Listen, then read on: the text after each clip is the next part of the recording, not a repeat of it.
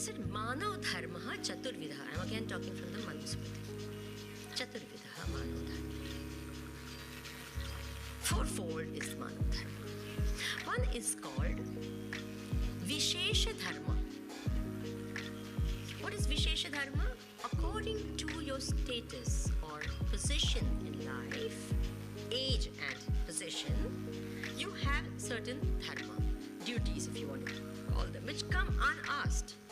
For example, if you are a student, what is your dharma? You can't say, I want to be a student and not study. Some of us want to do that. We want to become students, but we don't want to. No. If you are a student, you have to study. I have come here and become the speaker. What will I have to do? You have come here as well. So you had better. You understand?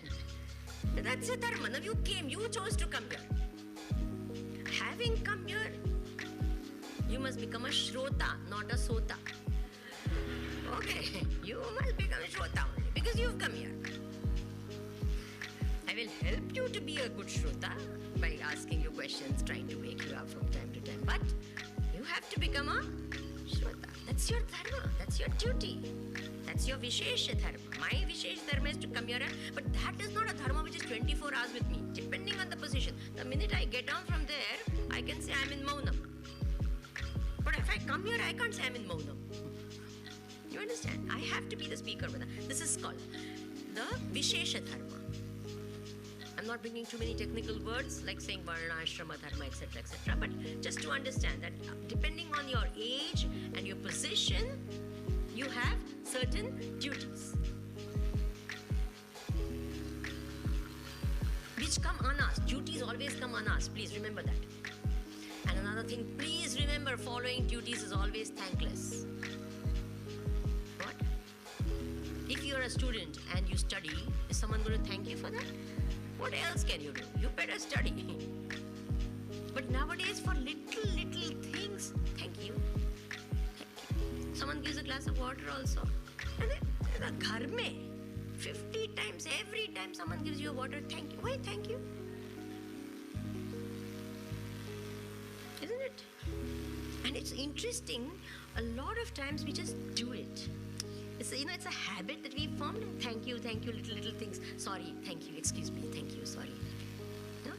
And it doesn't have any connection within. The same person grows up and tells the parents, what have you done for me? Haven't you heard that?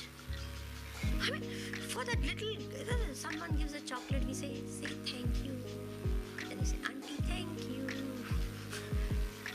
And then we say, what a well-mannered child. And that same child is going to grow up and say, what did you do for me? You have done nothing. Right? You understand? So we teach children how to say thank you, not how to feel grateful. You understood the difference? Yes? Saying thank you and feeling grateful, that is called dharma, not that. This is sauta, manifest, as I said, and knowing and doing both. So therefore, this is called Vishesha Dharma, depending on the position where you are, what you do. Then there is called Asadharana Dharma. Asadharana, these words are not difficult, okay? Sadharana, ordinary. Asadharana, extraordinary. Because of that something extraordinary that you have certain duties. Because you have that extraordinary thing. It may be a talent, it may be some material thing, and that's why you have it. For example, a person who is rich, what is expected out of him? That he gives. Is it true or not? Someone, a very rich man, he says, what is this? Just because I'm rich, everyone is coming to me? So the man said, yes, exactly. If you were a pauper, why should we come to you? Exactly. Yes, because you're rich, we come to you. Otherwise, we wouldn't. It happened to me. I was on the railway station in India, someplace, and one beggar came to me and asked, So I said, I'm in the same trade as you are. I also go bhiksham dehi, and you are also. I said, you should never ask me. You should ask the person who is with me. They carry all the money. You ask them, they'll give you the money. You know? So you must, when you have. So this is asadharan. They have something which is there. You come to me, whatever little knowledge I know of Dharma, that I can give you. But you say, give me money, I won't have. Have you understood this? Now, for example, typical, and this is what you do at home also. From the kitchen, you get in the good old days. Arey, chotu ke pita. Good old days, I said. Haresh or Harish or whatever name. Arey, jara aao na. Please come. Asking the husband to come. Why? Burning khulti nathi. This box doesn't open or something. Why? Or this is too heavy, I can't. So the man feels so good about it. I always tell the woman, please make them do all that. They feel so good, you don't know. They feel, jo, mara vagar kai chaltu જ નથી ઘરમાં, jo. You can't do this also. Don't worry, I'll take care of it. You. Very good. Jesus. This is all simple ways of keeping harmony at home.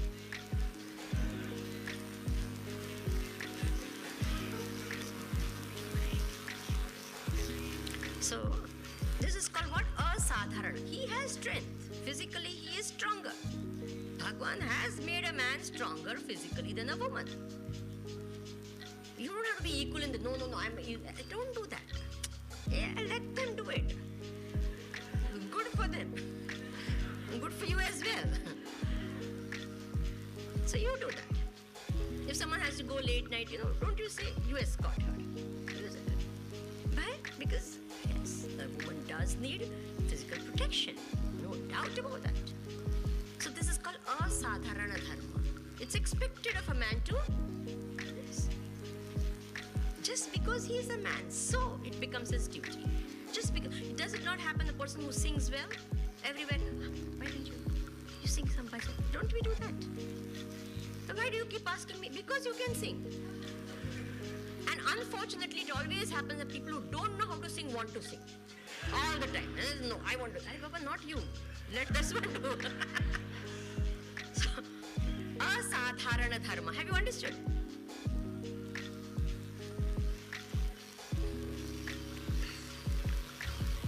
Then the third is called apat dharma. What is apat dharma? At the time, apat means crisis. In a crisis or an emergency, the duty that you have to do is called what? Apat dharma. And at that time, even adharma becomes dharma. Normally, you don't grab someone and pull the person, like that. It's not done. But supposing there's a fire, what do? You just grab the person and you pull that person out. Is it true or not? That is emergency. That time you are not going to say, excuse me, can you please? Whatever. Right? That is apat dharma. Emergency. It happened when in India, when the freedom movement was going on, young people who were studying in universities, they left their studies. So what is the use of all this degrees if you are going to become what? Slaves of the British government. There's no point in studying and becoming one more clerk in their offices. That's not very. They left. That was their apat dharma. But now we have university dropouts for no reason at all. That is not dharma. You get it? What is apat dharma? So adharma becomes dharma at that time, for that time. Unfortunately, a lot of times people take these things out of context and make it into dharma. Like, for example, some people have this notion. It is very clearly said in the Vedas, Mansam na bhakshet. Do not eat meat. Very clearly said. Then they'll say, some rishi, he ate. But where was he staying? This is in the middle of the jungle. And you are staying where? In the middle of vegetable plots. Now why did you have to go and... Are you understanding? So apat dharma cannot be called. I know there are so many people, who say, Swami Vivekananda would eat fish. Why can't we eat? You become and do half the things Swami Vivekananda did. Then start eating fish. Krishna Bhagwan married 16,008. If I marry 2, what's wrong? So one saint told this man, you say 16,008 he married. He's saying first dance over Kaliya Naga. That serpent, forget, dance. They look at a Kaliya Naga, they'll faint here. A cobra, king cobra comes in front of them. What will happen? You do all of that then too. So out of context if it is given, or the apad dharma is made into what? I'll give you typical examples, or apad dharma, or for specific time or a specific this, it is given as a allowance, and then that is taken as what? Normal, as a norm. Then that's wrong. For example, see, for people who have this gambling vasanas and all the time want to, this. So it was said, okay, if you want to gamble, on Janmashtami day, you can gamble. Now what has happened? On Janmashtami day, it's a ritual to gamble. Right? No, it was that. Why Janmashtami day? Because at least your mind would be on Krishna all the time. You would be doing some Krishna. Here they don't go anywhere, the temple, nothing, full day. Why? Janmashtami. Let me see. Hurry. In India, you find such things happening. I don't know whether they do it here. No, here we don't need Janmashtami. Any day is fine. So it's okay. So that's not the point, So you can't take it out of context and then something which is said and then you say that's a dharma. So, Vishesha dharma, Asadharana dharma, Apad dharma, and the fourth is called Samanya dharma. Samanya means that which is common. The common dharma. That doesn't depend on time, circumstances, things like that. And that means values of life. When do you follow values of life? All the time. It's a Samanya dharma of everyone. You can't say, no, I will be truthful because I am a politician. No, that's where it never happens. But, I will be truthful if... No. Everyone has to be truthful. At all times you have to be truthful, So that is called the Samanya dharma. Now what happens? This is very interesting. Have you heard a lot of people say all religions talk the same thing? Say yes or no. Do you believe that? No, everyone's scared. Yes, most of you believe that, right? Yes. You say, Swamiji, even in this religion they say you must speak the truth. In Hindu Dharma also they say speak the truth. In Islam they say speak the truth. So all religions say speak truth. And I tell you, you don't need a religion for that. Do you need a religion to say speak truth? You mean to say only people who follow religion speak truth? Yes? No? A person can be completely, without following any religion of any type, doesn't belong, can be extremely truthful and be following Samanya Dharma completely. Do you agree with me? Yes. We have great values. May not believe in any particular religious sect or a follower of anything. So when we say all religion, what are we talking? These values are always, there are something called universal values. And universal values are universal. It applies to all people at all times under all circumstances.